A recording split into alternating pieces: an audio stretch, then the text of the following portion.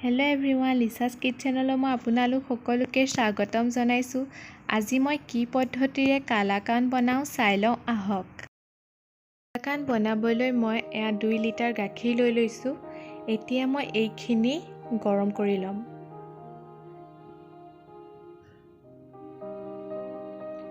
আপোনালোকে গৰম কৰোতে হেতা এখন দি এইখিনি লৰাই থাকিব যাতে তলত লাগি নধৰে। গাখীৰখিনি গৰম হৈ গ'ল, মই গেছটো অফ কৰি দিলোঁ আৰু এতিয়া গাখীৰখিনি ফাটাবলৈ মই 5 চামুচ ভিনেগাৰ ইয়াত দি ল'ম আৰু লাহে লাহে এইখিনি লৰাই থাকিম।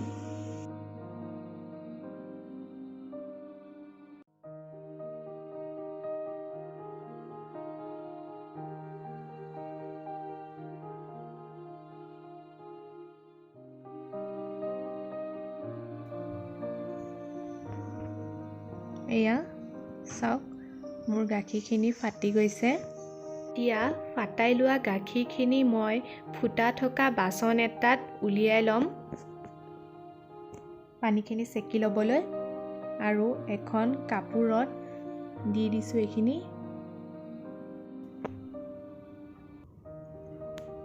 এতিয়া এইখিনি মই পানী দি ভালদৰে ধুই ল'ম। আপোনালোকে ভালদৰে ইয়াত ধুই ল'ব এইখিনি মোৰ এতিয়া ধুই হৈ গৈছে। মই 2 মিনিটৰ কাৰণে এইখিনি থৈ দিম। 2 মিনিটৰ পিছত মই এখন কাঁহীত এইখিনি উলিয়াই ল'লোঁ আৰু হাতেৰে ভালকৈ এইখিনি সানি লৈছোঁ। এয়া ফাটাই লোৱা গাখীৰখিনি মোৰ সানি হৈ গৈছে দেখিছে। এতিয়া মই কালাকান বনাবলৈ ফাটাই লোৱা গাখীৰখিনি ঘিউ এয়া পাউডাৰ গাখীৰ আৰু কনডেন্স মিল্ক এবাটি লৈ লৈছোঁ। এতিয়া মই এটা কেৰাহীত ফাটাই লোৱা গাখীৰখিনি উলিয়াই লৈছোঁ। মই গেছৰ ওপৰত লৈছোঁ কিন্তু মই গেছটো অন কৰি লোৱা নাই এতিয়াই। এইখিনি মই 2 মিনিটমান ভালদৰে মিক্স কৰি ল'ম।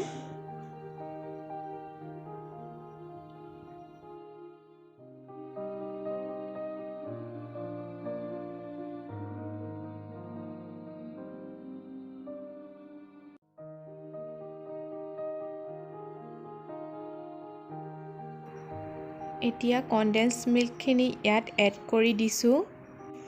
এইখিনি এতিয়া মই ভালদৰে মিক্স কৰি ল'ম। কনডেন্স মিল্কৰ ৰেচিপিটো মোৰ চেনেলত দিয়া হৈ আছে, আপোনালোকে চাব পাৰিব। মই ডেছক্ৰিপশ্যনত লিংকটো দি দিম।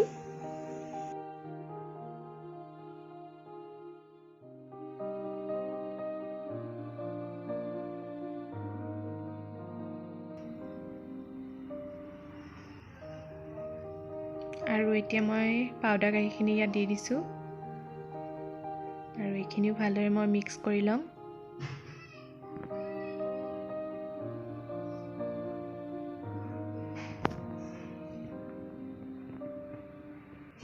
এয়া মিক্স কৰা 2 মিনিট হৈ গৈছে। এতিয়া মই গেছটো অন কৰি ল'ম। এতিয়া গেছটো অন কৰি ল'লোঁ আৰু এইখিনি মই ভালদৰে লৰাই আছোঁ। আপোনালোকেও এইখিনি 2-3 মিনিটৰ মূৰে মূৰে ভালদৰে লৰাই থাকিব যাতে তলত লাগি নধৰে।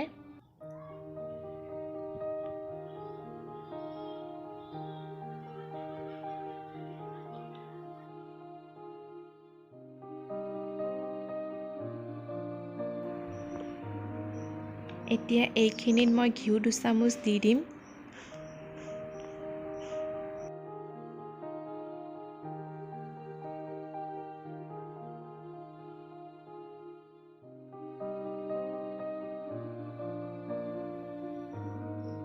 আৰু এইখিনিও এতিয়া ভালদৰে মই মিক্স কৰি দিলোঁ।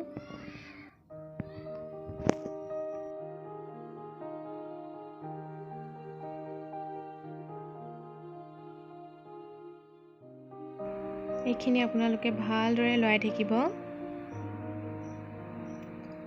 আৰু গেছটো ল' টু মিডিয়াম ৰাখিব আপোনালোকে।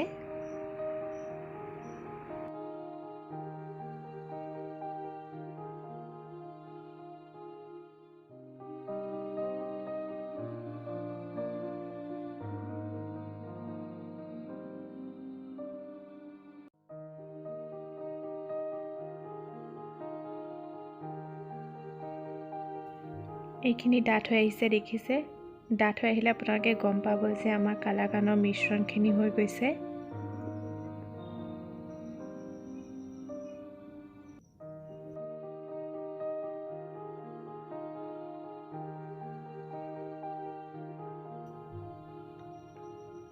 এতিয়া মই গেছটো অফ কৰি দিম।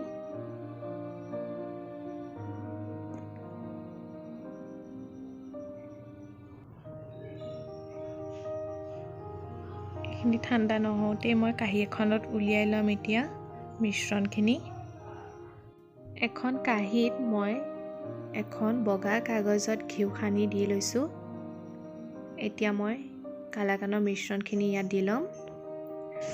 মই কাগজখনত ঘিউ সানি লৈ লৈছোঁ যাতে ঠাণ্ডা হোৱাৰ পাছত উলিওৱাত কালাকানখিনি সহায় হয় আৰু তলত লাগি নধৰে।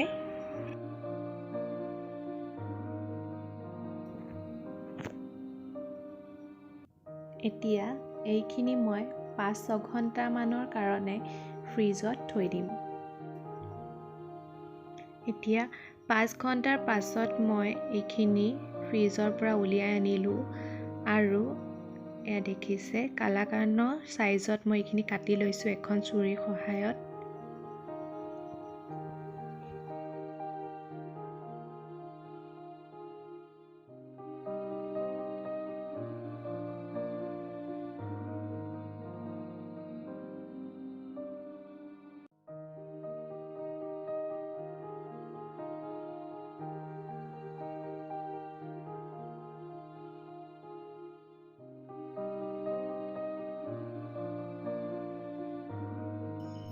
এতিয়া আপোনালোকক মই কাটি লোৱা কালাকান এপিচ উলিয়াই দেখুৱাই দিম।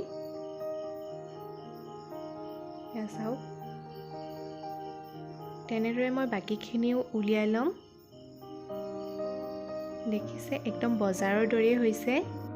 আপোনালোকেও এই পদ্ধতিটোত কালাকান বনাই চাবচোন আৰু কেনেকুৱা হয় মোক কমেণ্টৰ জৰিয়তে জনাব। যদি ভিডিঅ'টো চাই ভাল পালে লাইক কৰিব, শ্বেয়াৰ কৰিব আৰু মোৰ চেনেলটো ছাবস্ক্ৰাইব কৰি দিব। আকৌ এবাৰ লগ পাম এটা নতুন ৰেচিপিৰ সৈতে। ধন্যবাদ।